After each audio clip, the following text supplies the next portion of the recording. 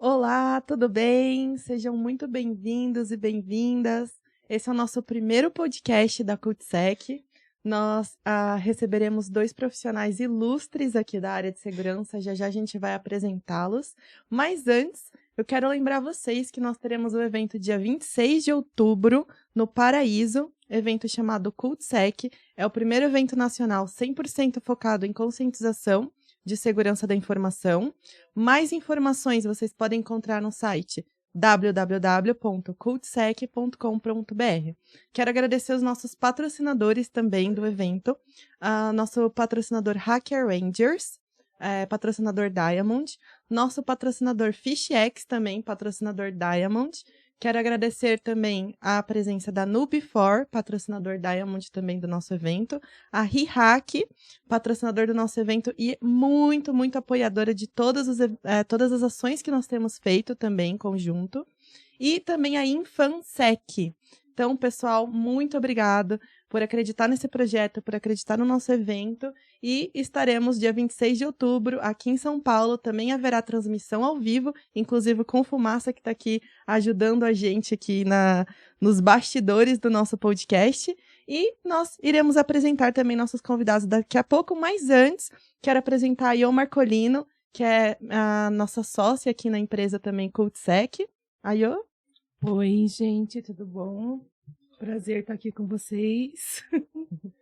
Estamos aqui hoje para falar um pouco sobre o InfoSec, sobre a conscientização e disseminar essa cultura de segurança e que cada dia mais a gente possa disseminar e trazer mais pessoas para o nosso lado, né? Perfeito, isso mesmo. E agradecer também a Késia Marcolino, que é nosso marketing aqui da CultSec, que fez os nossos logos, que fez as nossas canecas também. Então, agradecer aqui, ó, a caneca.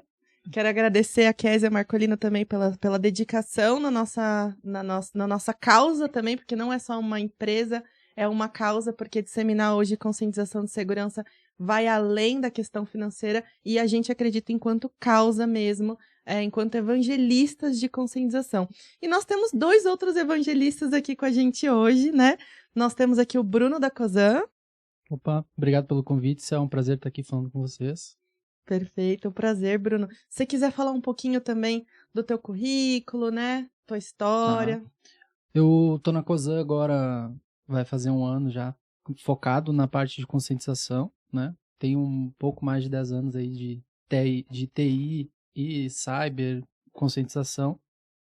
E com o passar dos anos eu fui vendo que mesmo no TI, assim, no hard skill, eu sempre precisei trabalhar conscientização, né? Sem perceber.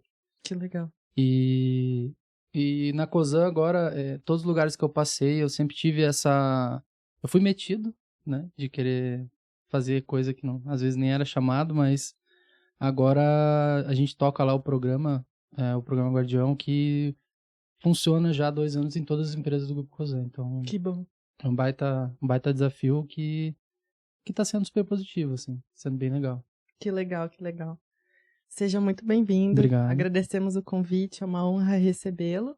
E nós temos também com a gente a Fernanda, né, do Banco Pan.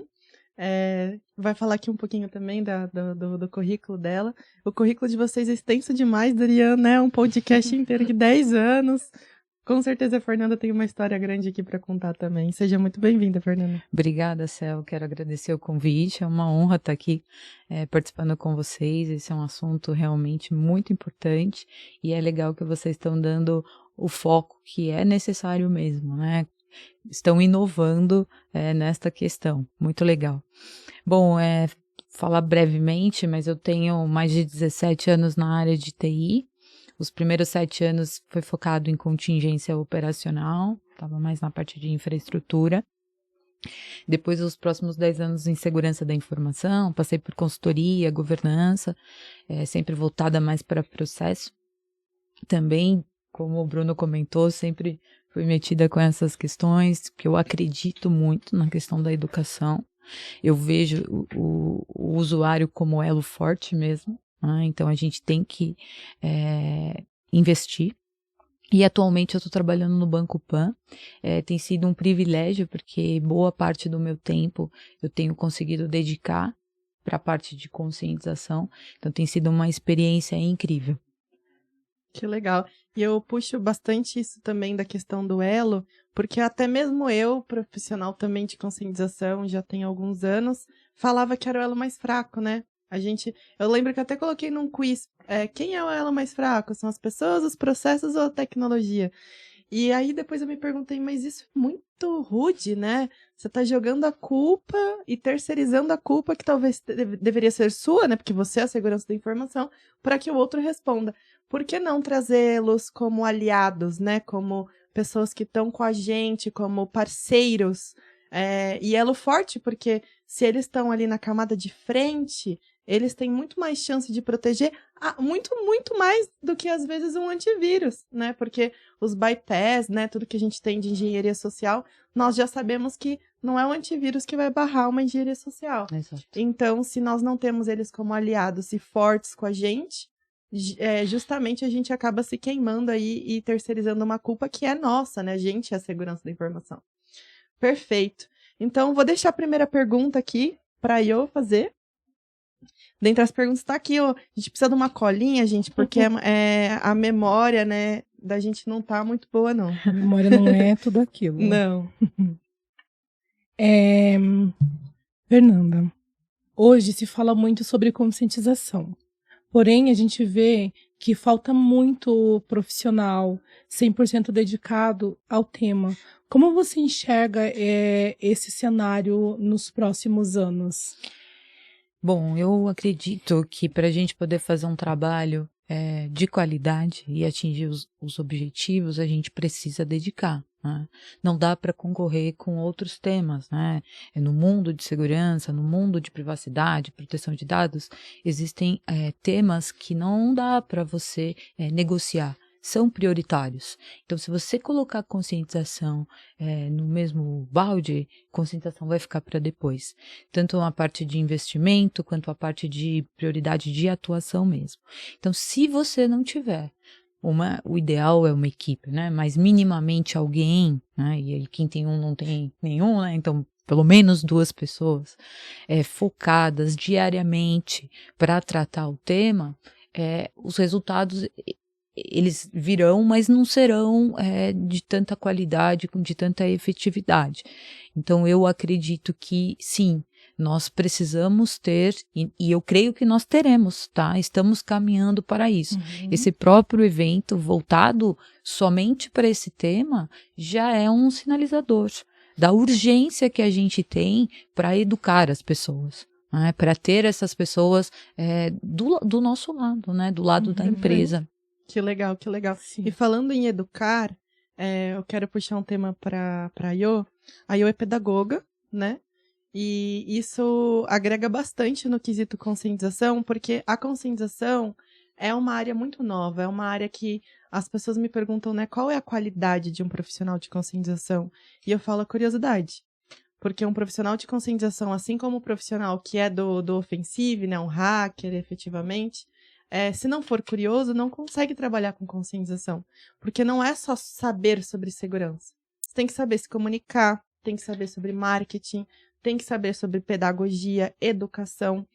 E a questão da pedagogia é muito interessante porque é a primeira vez que a gente teve esse insight de falar, não, a pedagogia faz todo sentido dentro do ambiente educacional, porque se fala sobre pedagogia empresarial, ela fala muito melhor que eu sobre isso, sendo pedagoga, e eu quero puxar uma pergunta sobre isso. Como que os assuntos de pedagogia, não necessariamente eu estou falando que o profissional de conscientização tem que ir lá e fazer uma faculdade de pedagogia, né? O ideal seria a gente fazer uma faculdade de marketing, de pedagogia, de segurança da informação, de comunicação. É o ideal, né? Mas a gente não haja tempo para se profissionalizar em tudo isso. Mas tem cursos, né? Tem artigos, tem formas que a gente consegue entender mais sobre pedagogia e agregar para conscientização. E eu queria saber um pouquinho qual é o papel que a pedagogia pode ter dentro da conscientização. A conscientização, ela é um processo educacional. E todo o processo educacional é multidisciplinar. Então, até eu e a Fernanda falamos sobre isso, né? A gente falou sobre isso no nosso pré-papo, que a educação, o processo de ensino e aprendizado, ele é diferente para as pessoas. Eu, por exemplo, sou uma pessoa que tem déficit de atenção. Eu aprendo de uma forma diferente, eu aprendo totalmente diferente da forma que você aprende. E se conscientizar é educar, a gente precisa buscar, não só organizacionalmente, mas socialmente, aplicar o ensino da conscientização de forma didática, para que as pessoas consigam absorver e também transmitir esse conhecimento. Para eu passar uma informação, eu não posso passar informações vazias e esperar que isso seja assimilado e que isso também seja propagado. Eu não vou propagar um conhecimento que eu aprendi de forma vazia e eu não consegui guardar. Por exemplo, o formato que eu aprendo, se eu passar por um onboarding, eu vou conseguir aprender, mas eu não vou conseguir aprender da mesma forma. Eu vou assistir ele ao vivo e eu vou precisar dele gravado para assistir pelo menos mais 2 vezes, para eu poder aprender e processar o que eu vi ali. E isso precisaria também ser feito dentro das organizações. Você conseguir observar a forma que as pessoas aprendem, como que estão sendo os resultados, por exemplo, de treinamento, para saber como que você pode mudar e melhorar para que as pessoas continuem sendo o elo forte, para que as pessoas continuem sendo aliados da tecnologia, para que a segurança seja feita de forma cultural e perpassada para a família, socialmente, para as pessoas que não têm esse acesso organizacional. Que legal, você entrou num assunto que inclusive é uma próxima pergunta, né? Eu vou estender para o Bruno essa pergunta, puxando o gancho do que a Io comentou, essa visão extremamente interessante e diferente e externa também, né, do que a gente tem vivido dentro da... Porque a conscientização, por enquanto, tem sido feita por profissionais de segurança que vieram de uma equipe técnica, né, que tem uma cabeça muito diferente. E eu acho que o termo multidisciplinar, ele tem que ser agregado dentro da conscientização, né? O meu sonho seria uma equipe com uma pessoa de marketing, uma pessoa de comunicação, né, um jornalista, um pedagogo, para conseguir atingir a conscientização no nível que ela deveria ser, né? Então, trazendo isso, e a última coisa que a Io falou sobre a conscientização ser estendida aos familiares, Bruno, você acredita que dentro de um papel, você encontra um profissional de conscientização, a empresa ela precisa conscientizar apenas o colaborador, porque é o papel dela, né? Ou também estender isso aos familiares? E se sim, eu estendo isso aos familiares, qual que seria o benefício disso para a empresa? Porque eu sou uma empresa, tenho dinheiro, por que eu vou estender isso aos familiares? Pois é. Eu acho que a parte da gente conscientizar o colaborador é importante, é o nosso primeiro passo, mas estender isso para a vida pessoal dele também é importante. Porque, que nem a gente estava falando antes aqui, às vezes quando a gente traz algo para essa pessoa de uma forma pessoal, algo que vai agregar na vida pessoal dela, ela vai levar para casa, ela vai colocar, né, ela vai moldar o comportamento dela e se tornar uma pessoa com comportamento seguro, que é o que a gente está buscando, né?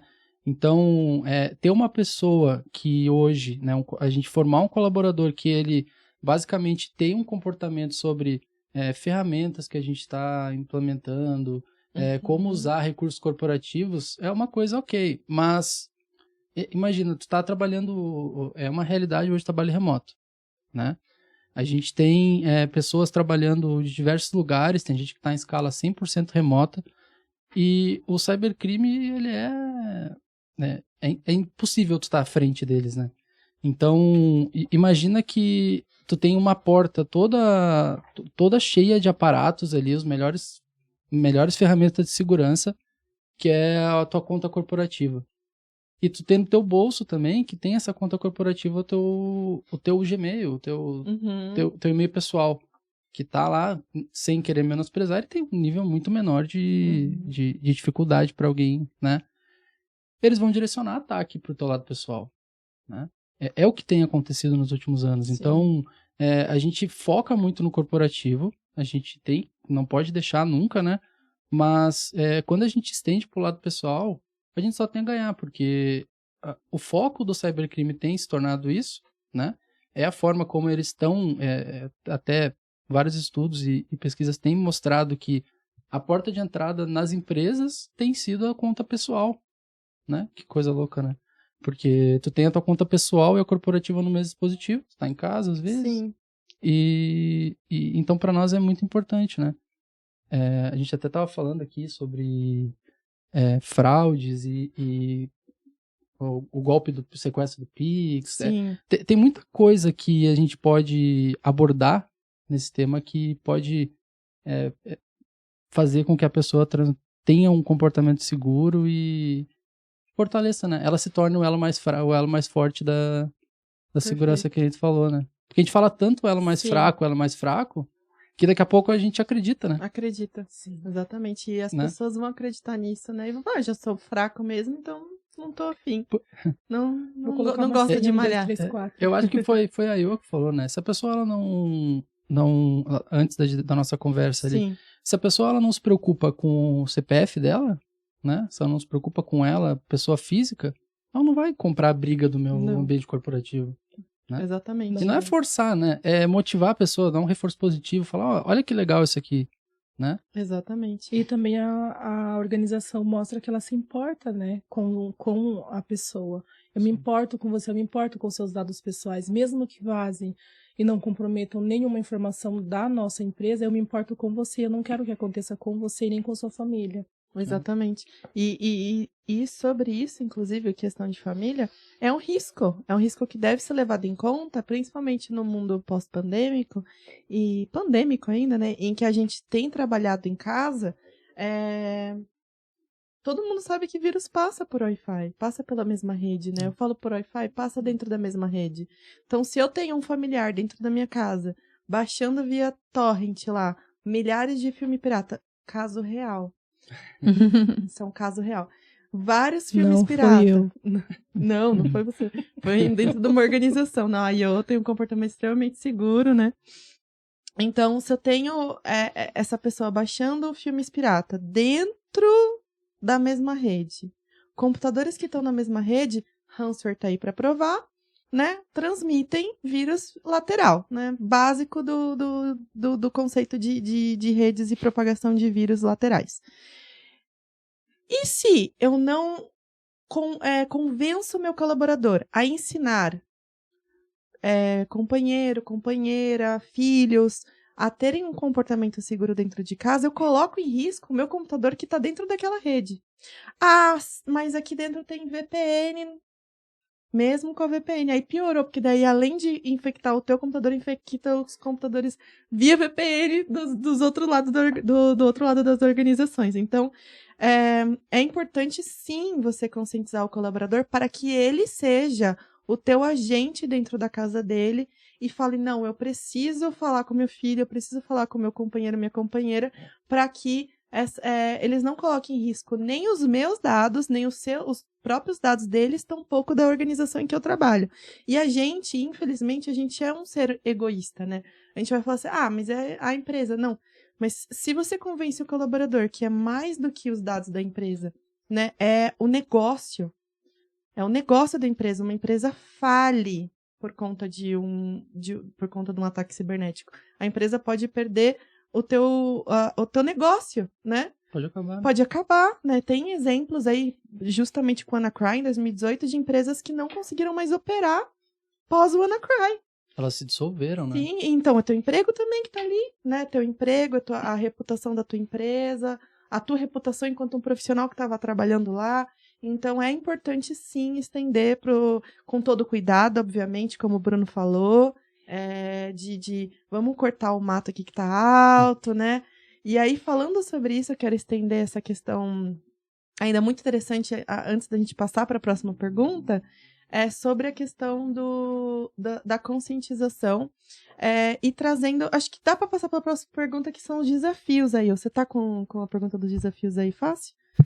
Quais que são os desafios? Tem um ponto que eu queria só complementar a fala, que eu achei claro. muito boa. Com essa mudança, aceleração que a gente teve de trabalho remoto, as empresas elas têm um desafio, né? Porque o teu perímetro antes era o prédio onde tu tava lá, né? Tu tinha o prédio, era tudo... Tinha teu perímetro físico. Sim. Né? tinha toda a tua rede lógica lá, com as VLANs, com tudo que tinha lá. Nossa, 100%. Agora o teu perímetro é a casa de cada colaborador, né? Se ele estiver em Exatamente. casa, né? Então, né? Sim. Pode estar no coworking, pode estar no Starbucks. Opa, não Exato. pode falar, né? Pode. Pode Aqui estar não numa tem cafeteria, pode estar em qualquer lugar. O né? filho usando o computador dele. Exato, né? Então, a tua estrutura física, ela basicamente ela não existe mais, né? Exatamente. A gente tem até o nosso filho, né? Eu conto no onboarding isso. Que, bom, mexo em logs, né? Fui lá ver o loginho da rede, porque eu tava precisando resgatar um log. Que pesquisa é essa? Fotos proibidas da Geise Arruda. Meu Eita. Deus. Ah, eu não foi, né? O que ela quer com as fotos proibidas da Geise Arruda? João Pedro! Tem 12 anos. Ele tinha 9? 9, né? Tinha 9 anos. Tava procurando fotos proibidas da Geise Arruda. Imagina se ele não tem controle parental, né? Que ele tinha, então não conseguiu abrir foto nenhuma proibida. Às vezes é até aqueles links lá maliciosos que aparecem e ele foi lá e clicou. Sim, tipo... aqueles que aparecem A no... propaganda, né? Spam Veja como mesmo. essa pessoa está agora. Sim, Te cortaram o coração. Sim, exatamente. E aí ele clica, pronto. Pode ser o suficiente para infectar o computador da empresa, né? Sim. E aí, como que você faz? Tem que conscientizar a criança também dentro da casa. E tem um ponto legal também, legal entre aspas, né? Um ponto interessante é que se tu tem lá um ambiente todo monitorado e tudo mais, imagina tu tá trabalhando e daqui a pouco o cara te chama e fala, por que tu tá pesquisando fotos proibidas da Geise Arruda? Pra Né? explicar isso aí, né? Isso aí pode rolar até uma demissão, né? Pode ser Então, uma coisa vai estar lá complicada. no log do Fire, né? Vai. Se tava no teu log, vai estar em qualquer Exatamente, log, né? exatamente. Por que você tá pesquisando? Entendeu? Oi. Recebemos Fotos proibidas da Geise Arruda, né? E aí eu acho muito interessante que quando eu falo isso no onboarding, o pessoal traduz pra Beyoncé, lá em inglês, sabia? Eles traduzem Geise Arruda pra Beyoncé, porque senão eles não iam entender quem é a Geise Arruda. Pros gringos? Pros gringos que assistem o onboarding Faria mais sentido É se Beyoncé. fosse a Beyoncé. não, é a Geise Arruda mesmo. Então, essa é uma história interessante que a gente tem. Não, tem muitas histórias que ao longo desses podcasts, gente, vocês vão ouvir cada história que a gente já passou. Com certeza eles devem ter histórias pra contar de situações, né? Desde gente que a gente já abriu salinha de monitoramento de SOC, sabe? E encontrei coisas que eu nem quero falar. Pessoa assistindo Eu já coisa trabalhei em dentro da SOC empresa, dentro da empresa, sendo do SOC, assistindo programas maliciosos dentro do ambiente de monitoramento. Aí, como eles deletam o monitoramento, eles mesmos deletam o log de que estava assistindo, né, coisas inadequadas dentro da sala de SOC. Só para vocês terem noção que a conscientização não é só para fora, até dentro da segurança. A gente tem que entender que nós não somos reis e que nós não sabemos de tudo e que a conscientização ela vem até para conscientizar aqueles que já entendem sobre segurança, né? E talvez não entendam o perigo disso. E um problema, né, é a figura do insider, né? A pessoa que tá lá dentro e às vezes ele tá chateado com alguma coisa ou ele tá também não se importa e a gente tem que atingir também esse pessoal, né? Porque por mais que o cara queira, por exemplo, causar um dano para a empresa, alguma coisa, tem muita coisa que vai ser também refletida para ele, né? Pro CPF dele, como a gente fala, né? Exatamente. Então, é complicado, né? Essa parte do insider, a gente teve no ano passado o pessoal comprando acesso de VPN, né? Então, é bem difícil, assim, com essa figura dentro, assim. A gente tenta proteger todo o perímetro para ninguém entrar e acaba que o perímetro às vezes tem alguém abrindo a porta, né? Aquilo que vocês já falaram, não é... A gente não consegue mais medir porque tá aqui no celular, tá ali no computador, tá em vários ambientes e por mais assim, beleza, meu computador é todo protegido, o cara vai lá e tira uma foto. Então, se você não garante um ambiente em que o colaborador confie em você, né? E você... eu sou do seguinte conceito. Eu confio em todo mundo, porém, monitoro todo mundo. Né? Então, assim, existe a confiança. Tem o Zero Trust, né? Que a gente fala Zero Trust. Eu não sou do Zero Trust. Porque se eu sou Zero Trust, eu vou ficar louco. Enquanto um profissional de conscientização, eu vou enlouquecer. Porque eu vou achar tempo todo a empresa tem risco. De fato, o tempo todo a empresa tem risco. Mas eu preciso aliar. Nós de conscientização não podemos enxergar da mesma forma que uma tecnologia enxerga. Né? Que é zero trust, assim, não confia em ninguém. No nosso caso, a gente tem que confiar. A gente tem que assumir a boa vontade do outro, que ele quer ajudar. Agora eu vou, por outro lado, vou monitorar, né? Mas eu tenho que confiar, porque senão eu não ganho confiança do outro lado. Se eu falo que, não confio em você, você vai confiar em mim? De forma nenhuma. Né? E vice-versa, não é a mesma coisa. Por isso que é importante você que é analista de segurança da informação e também trabalha com conscientização, digo, analista de sistemas mesmo, né? Não use as mesmas lógicas sistêmicas para o ser humano. O ser humano não é uma máquina, né? E aí eu quero comentar também sobre isso, aí acho que a Yo deve ter alguma coisa bem interessante de falar sobre o ser humano não ser uma máquina, né? E processo de aprendizagem, que são muito diferentes de máquinas, né? Mas antes eu quero perguntar para a Fernanda, quais que são os desafios até nessa história aí que a gente tem comentado de histórias que nós já vivemos na segurança da informação. Quais que são os desafios que você, Fernanda, hoje tem enfrentado, né? Para conscientizar, desde, eu acho que a resistência, ou talvez o desconhecimento, ou talvez a falta de profissionais. Então, quais são os desafios? Não digo restrito à organização que você faz parte, num ambiente mais global mesmo, assim. Quais que são os desafios da conscientização? Legal. Bom, eu acredito que pequena parte da conscientização, ela precisa ser mandatória, obrigatória, né? Então Também. Entrou na empresa, legal, Sim. Você tem que fazer ali um onboard, ok. Mas o restante, eu acredito que tem que ser algo que você convide, que você atraia e que a pessoa esteja aberta para absorver. Aquilo que a gente falou, que é um processo, que cada um absorve de uma forma. Então, eu acredito muito nessa questão do convite. E quando você convida e você não obriga, um desafio que eu percebo você não sabe, você está lidando com uma informação que você não tem certeza. Então, você pode, de repente, vou dar um exemplo, fazer uma campanha, idealizar para todos os funcionários, conseguir aprovação de investimento para fazer algo bem bacana, de repente trazer palestrante externo, porque a gente sabe que dentro da empresa a gente tem pessoas incríveis, mas quando você traz alguém de fora é diferente, né? A forma como a pessoa fala é uma linguagem diferente, enfim, acaba atraindo mais. Então, um desafio / medo, né, que muitas vezes eu tenho, com relação ao quórum. Então, você vai ali, faz tudo, e aí? Então, até o momento do evento, né, graças a Deus nunca aconteceu de não aparecer ninguém ou aparecer poucas pessoas, mas até o momento é uma coisa que eu sofro. Uma angústia. Porque assim, a gente sabe que as pessoas, você pede para confirmar a presença, você faz uma série de coisas, mas a gente sabe como funciona, né? Tem várias coisas concorrendo ali no dia a dia, então esse é uma preocupação que eu tenho e eu acho que é um desafio que a gente tem, que é conseguir de fato atrair as pessoas para que elas se comprometam com o tema de conscientização, como elas se comprometem com outros temas. Então, por exemplo, o presidente vai fazer um encontro com os colaboradores. Dificilmente a pessoa que deu aceite naquele convite não vai. Ela tem que ter uma justificativa, assim, uma razão muito grande para falar, não vou lá no encontro com o presidente.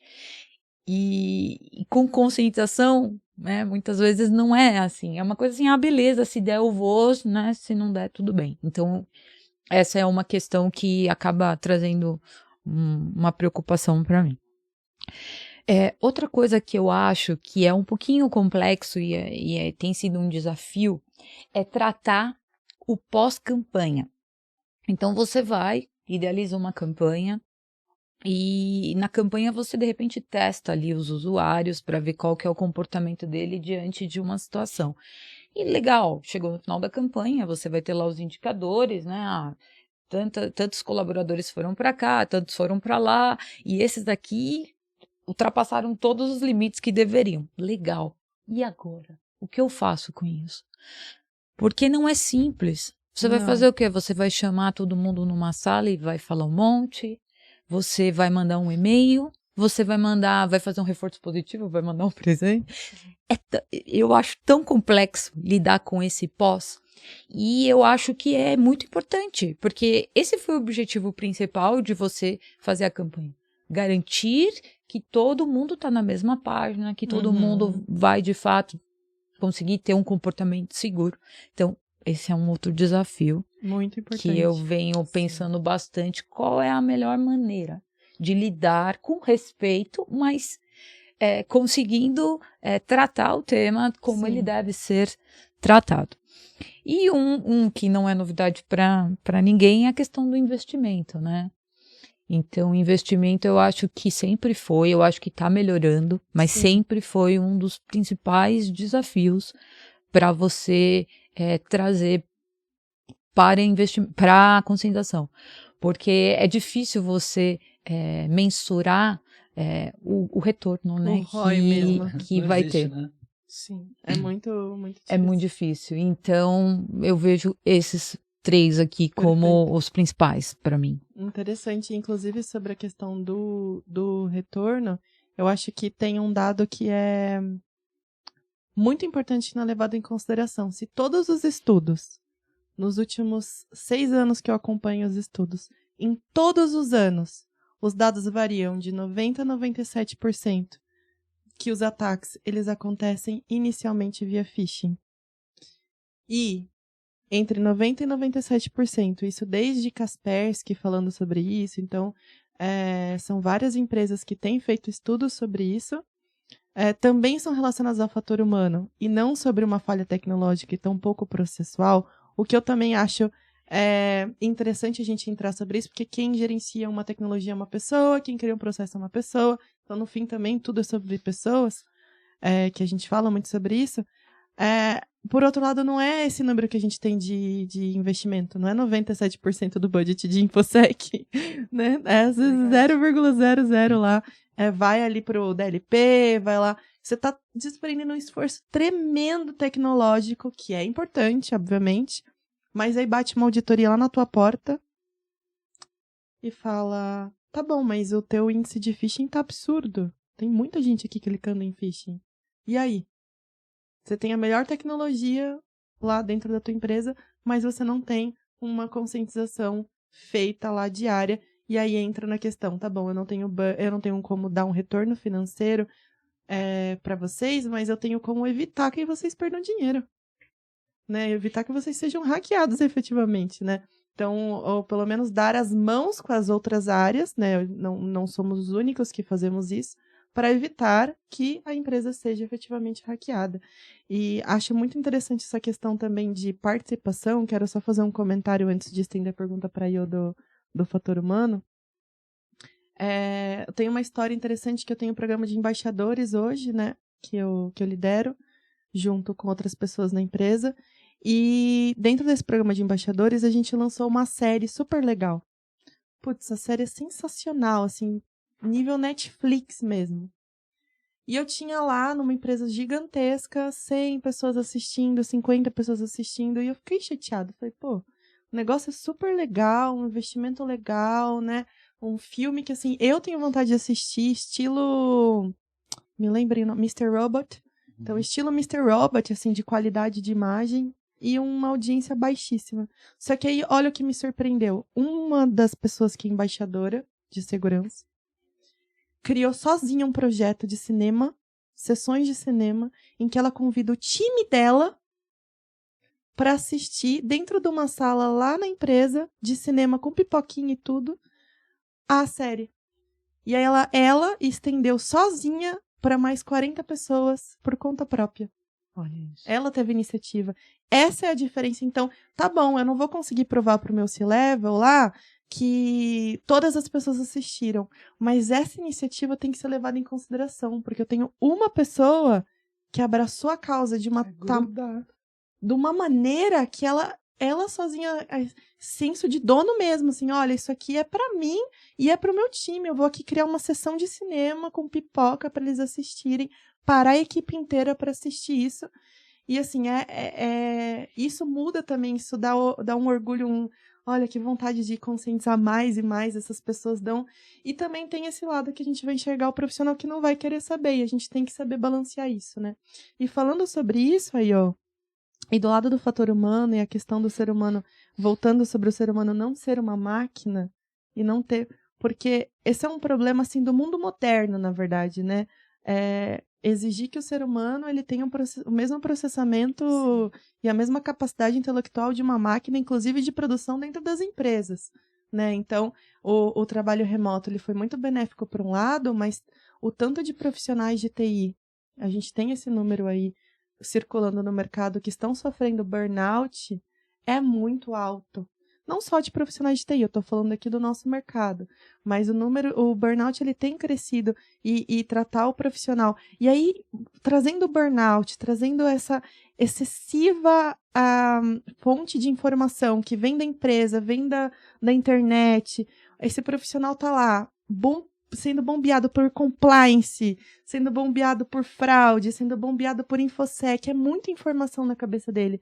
Como que você acha que a organização tem que enxergar o funcionário também, e nós da conscientização, como a gente precisa enxergar esse profissional, pensando que ele não está ali só pra gente, ele está ali recebendo informações de todos os lados. Contexto social, né? Quando você traz uma pessoa para dentro da tua organização, você precisa entender que ela é uma pessoa, que ela vem socialmente, ela vem de um contexto social. E você precisa investir num colaborador, e você precisa entender, por exemplo, antes de qualquer coisa, antes de enfiar um projeto na goela do teu colaborador, antes de cobrar todo o rolê, você precisa primeiro descobrir se o cara tá bem, né? Eu acho que isso é porque, assim, o que a gente está vendo hoje na área da conscientização? Uma pessoa fazendo o trabalho de 10, com uma verba bem pequena.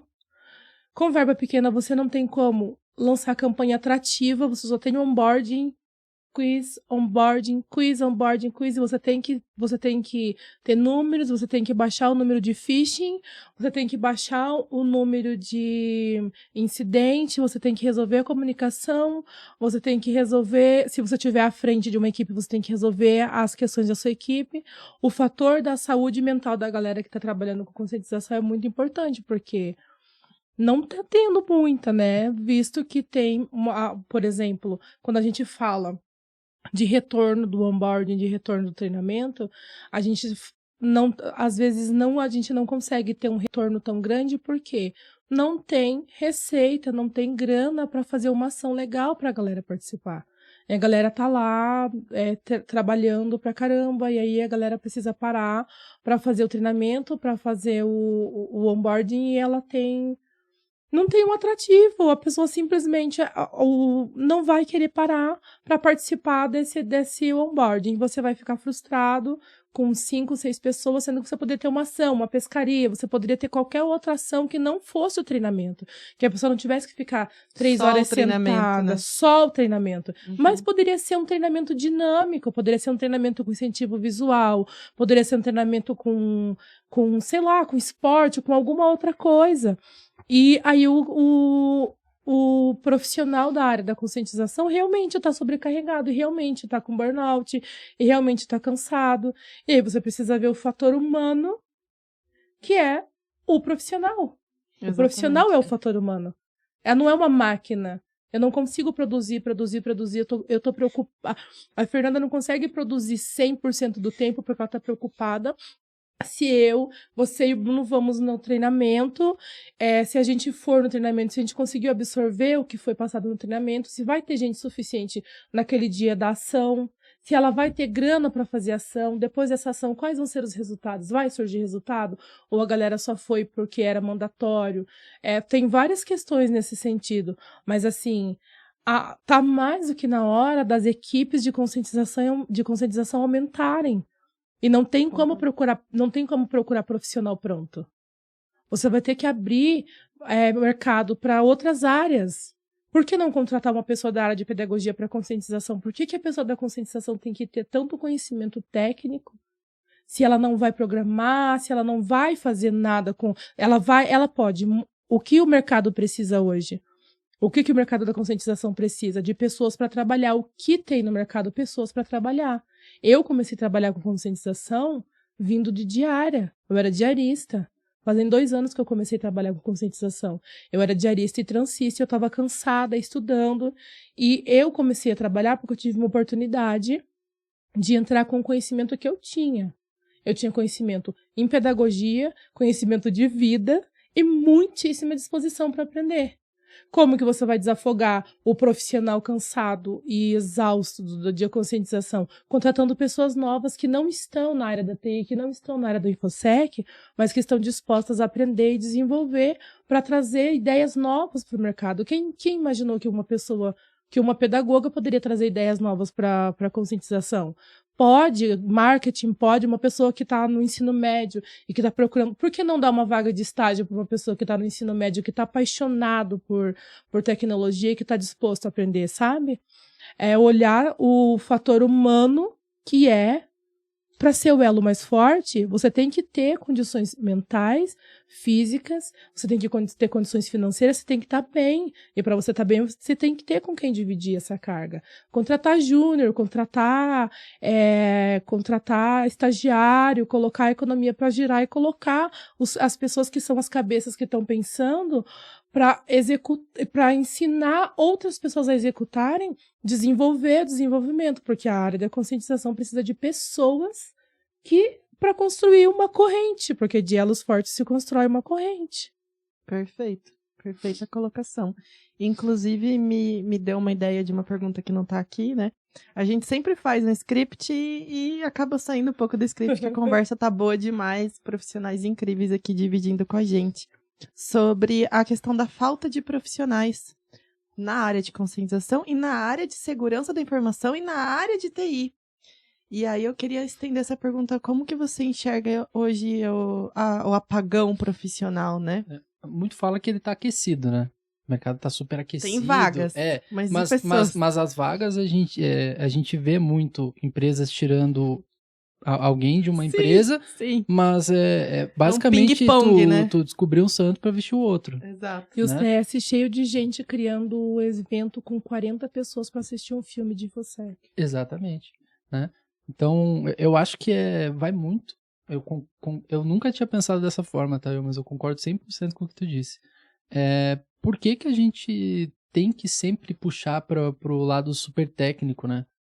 Parece que a gente acaba até dificultando um pouco, porque a pessoa tá sobrecarregada, ela tá cheia de coisa pra fazer. Tu vai trazer outra pessoa pra dividir, pra carregar o piano junto, né? Daqui a pouco são 3, 4, 5, e não vai parar de chegar demanda, né? Então, eu acho que uma saída para esse apagão, né, é justamente começar a abrir o olhar para isso, porque a pessoa para trabalhar com cyber, com conscientização, com o que for, ela não precisa ser uma pessoa extremamente expert em hard skills, né?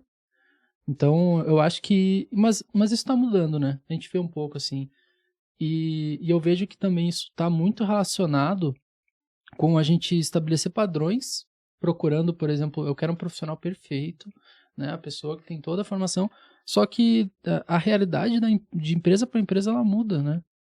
Então, tu pegar e contratar um cara que é excelente na maior instituição do mundo, daqui a pouco tu traz ele pra tu que é uma média, e ele não vai se adequar porque é outro público, é outra realidade, é outra coisa, né? Uhum. Então, tu realmente aplicar essa visão que a Eu falou, tu começar a trabalhar isso, tu formar as pessoas dentro, né? Uhum.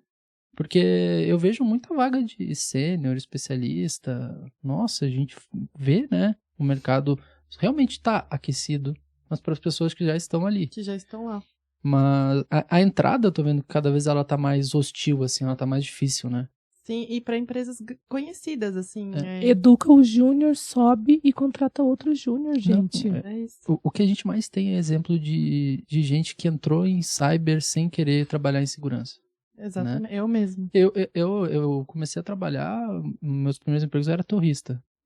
Né? Torrista? Torrista, Então, eu fui... O que faz um torrista? Eu fazia trabalho em altura, instalação de rádio, de internet. Que legal. E daí eu tive uma oportunidade de trabalhar no Rio Grande do Sul lá. E eu tive um chefe que falou, Bruno, quer aprender segurança? Que legal. Olha que Quero. lindo. Quero. A pessoa, inclusive, que ele me trouxe, ele ia sábado, fora do horário, a gente usava lá. Todo sábado, durante, sei lá, 3, 4 meses, ele me ensinou a fazer FireP Tables na mão. E hoje o Bruno tá aí, um super profissional renomado na Cosan. Só que as pessoas, acho que estão querendo buscar muito esse padrão de não tem profissional, né? Mas, pô, tu tá procurando só CISO, né? Sim. Então, tem que dar oportunidade, eu acho, Que legal. A gente Ou procura o júnior com experiência de CISO. Querendo pagar um salário de júnior. Com formação de CISO. Exatamente. E a gente cansa de ver, por exemplo, eu posso até dar exemplos sem falar nomes assim. A gente pega, às vezes, estagiário que não tem nada a ver com cyber e não tem nada a ver com conscientização. Ele tem um conhecimento extremamente diferente do que a gente está trabalhando. Ele entrou errado na área, ele foi efetivado, é uma das peças mais importantes. Então, é uma coisa muito louca, assim, né? A minha formação é comércio exterior. Então, comércio exterior, minha primeira. Há quantos anos? 11 anos atrás. Há 11 anos tu imaginaria que tu ia estar aqui hoje? Jamais. Então não existe, né? Eu fazia nota fiscal, era isso. Eu sou total das oportunidades, gente. Eu fico muito indignada. A RoadSec cheia de estagiário, lotada de estagiário, com o currículo na mão, todo bem vestidinho, lindos, bonitinho, atrás de emprego. E o LinkedIn cheio de vaga. Não faz sentido. Ou tem uma discrepância, alguma coisa tá errada, daí você vai ver a vaga de júnior, de estagiário, inglês fluente, formado, com certificação. Gente, Aí júnior. vai ver no dia a dia, nem precisa do inglês. Só precisa botar no tradutor lá pra fazer um documento e já era. É aquela brincadeira, né? Pré-requisitos pra vaga, ter experiência, né? Mas eu preciso da vaga pra ter experiência, sim, né? Então... Eu quero estender também essa pergunta. Eu queria ouvir a visão da Fernanda sobre esse apagão de profissionais também. Eu compartilho muito com o que vocês trouxeram. Eu acho que teve um momento que causou um desequilíbrio. Eu não sei defender muito bem, mas os salários começaram a ficar um pouco diferentes. Teve um aumento absurdo e aí começou uma guerra. E gente mudando e às vezes nem olhando para a questão do propósito mesmo, da vaga, enfim, mas pensando apenas no salário. Só que isso não se manteve, né? E agora o negócio parece que essa bolha estourou e aí aqueles super salários não estão mais conseguindo manter. Lógico, aconteceram várias coisas, aconteceu pandemia, aconteceu uma série de coisas que também acabam influenciando em todo esse mercado. Mas, além de tudo isso, né, tem essa questão da exigência, né? A régua tá muito, muito lá em cima. E uma opinião que eu tenho é que, as empresas, às vezes, elas não valorizam o profissional que tá lá, que carregou o piano, que ajudou na construção. Que crimpou o cabo. A impressão que dá é que o que está de fora, o que está fora, o que é da outra empresa, tem mais valor. Sim.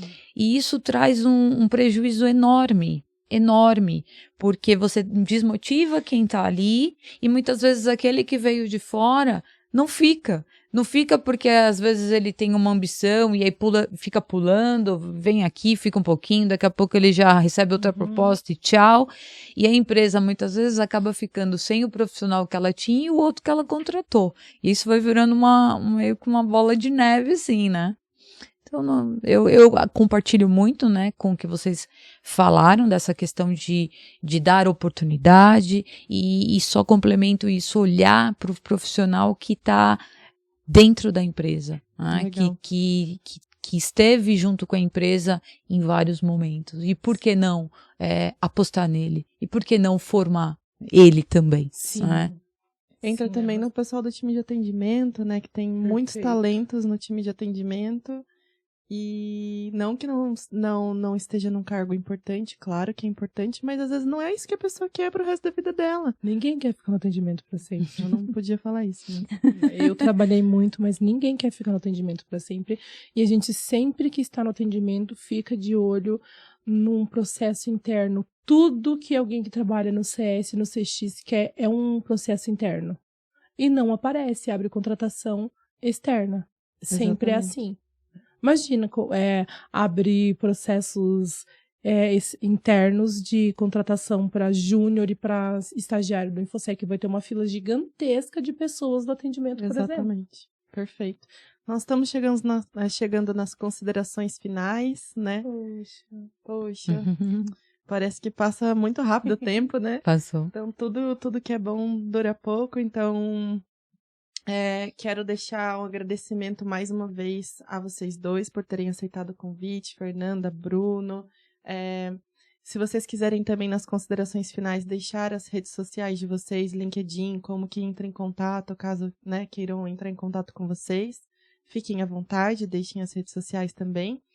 E, para finalizar, né, eu queria que você desse uma dica hoje para um profissional que queira entrar na segurança da informação. Não necessariamente só na conscientização, né? Mas uma dica, uma só.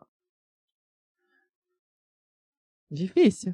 Uma dica, eu acho que até foi dito isso aqui. Tem que ser uma pessoa extremamente curiosa e disposta a não saber o que vai fazer amanhã. Legal. Basicamente, né? Porque eu acho que cultura acaba sendo assim, né? Porque tu calendariza um ano inteiro, tu faz, de janeiro a dezembro janeiro eu vou falar isso, fevereiro, começa a rolar phishing com a figurinha de 10 mil reais do Neymar, né? Então, muda muito. Então, alguém que pode ser muito clichê, né? Mas a resiliência é muito importante nesse ponto, né? E eu acho que e aos poucos, assim.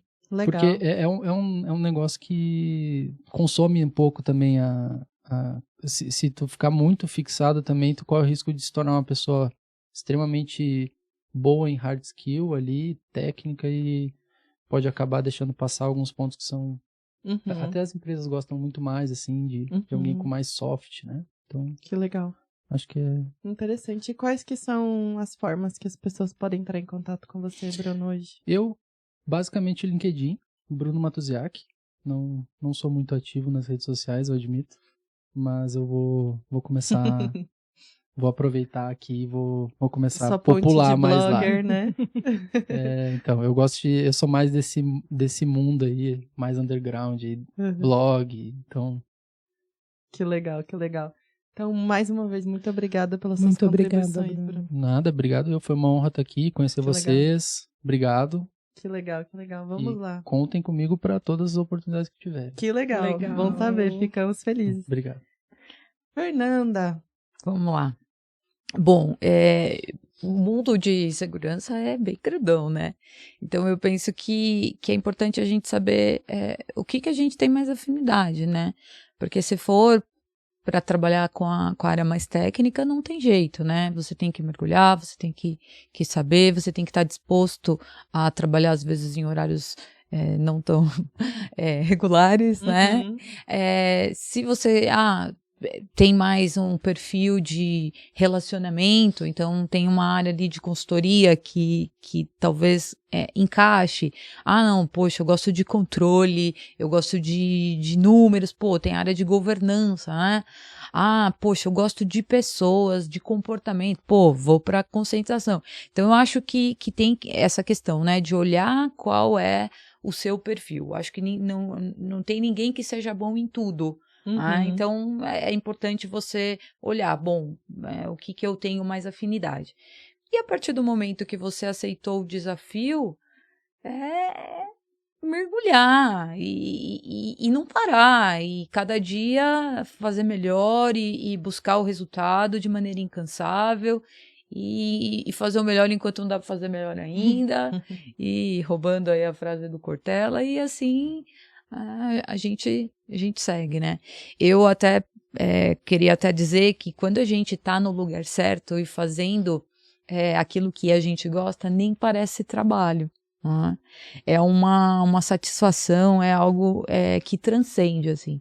Então, eu acho que as pessoas que trabalham com aquilo que elas são apaixonadas, elas são privilegiadas, porque não é a maior parte do tempo que rói o osso e sobra um pouquinho de carne, é o contrário. São poucas as coisas que fala, puxa, isso aqui, caramba, deixa eu tomar um café para fazer aqui. Mas a maior parte do tempo é aquela empolgação, é prazeroso, você não se importa de chegar num sábado e fazer algo, ou num domingo, ou à noite. Por quê? Porque você faz por prazer. Então, eu me sinto privilegiada, porque eu sou apaixonada pelo que eu faço. Bom, com relação à rede social, né, eu acho que o LinkedIn também é o principal, né, meio de contato. Eu tô como Fernanda dos Santos, mas lá pela URL é Barra dos Santos Fernanda, né, para me encontrar. E gostaria muito de agradecer por esse momento, por ter conhecido vocês pessoalmente. Já sou fã, já faz um tempo. E também quero me colocar à disposição para a gente trocar figurinha mesmo. Eu acho que tem muita coisa que a gente pode se ajudar e ajudar as outras pessoas e as outras empresas e pôr em prática essa nossa paixão cada vez mais. Perfeito. Perfeito. Gente, muito obrigada. Estou muito feliz, muito satisfeita. Aprendi muito com vocês. Espero que a gente se encontre novamente, muitas e muitas vezes. E é isso, que estejamos sempre juntos com a InfoSec, a conscientização como cultura mesmo, e vamos propagar essa ideia. Muito obrigada, viu? Muito obrigada. Que legal. Finalizamos o nosso primeiro podcast da CultSec. Agradecemos aqui também ao Fumaça, que está aqui nos bastidores, filmando a gente. Quem for no evento vai conhecer o Fumaça. Foco na canequinha que a Kézia desenhou. Foco na caneca que a Kézia desenhou também, importante. A Kézia é nossa estagiária, que foi efetivada esse mês. E agora é nosso oficial marketing da CultSec, né? Então, agradecer toda a dedicação que a Kézia tem tido. Sem a Kézia e sem a Iô, esse evento não seria possível. Os patrocinadores não teriam conseguido patrocinar a gente, porque não teria evento sem essas duas pessoas, né? Eu quero agradecer demais. Voltando, vou finalizar aqui para lembrar vocês. Obrigada, Cel, também por compartilhar o seu conhecimento com a gente. Agradeço. Obrigada por tudo e vamos junto. Vamos junto. Lembrando, a rede social do nosso evento é www.cultsec.com.br. Temos um Instagram novinho que acabou de nascer, que é cultsec_. Alguém já tinha registrado o cultsec, então teve que ser cultsec_. Esse é nosso Instagram. LinkedIn também temos, cultsec, tá como cultsec. O meu LinkedIn, vocês me encontram como Cel Balzano. É a rede social que eu mais compartilho também, é a minha rede social principal, que eu mais gosto. Sempre a gente posta novidades lá. E semana que vem nós faremos o lançamento do nosso canal no YouTube, que esse vídeo vai ser lançado nesse canal, que provavelmente vocês devem estar assistindo a gente por aqui agora. Agradecemos mais uma vez a presença e até a próxima. Curtam, compartilhem, mandem para os familiares. E é isso aí. CultSec, segurança da informação também depende de você. Segurança da informação como cultura. Obrigada, gente. Obrigada.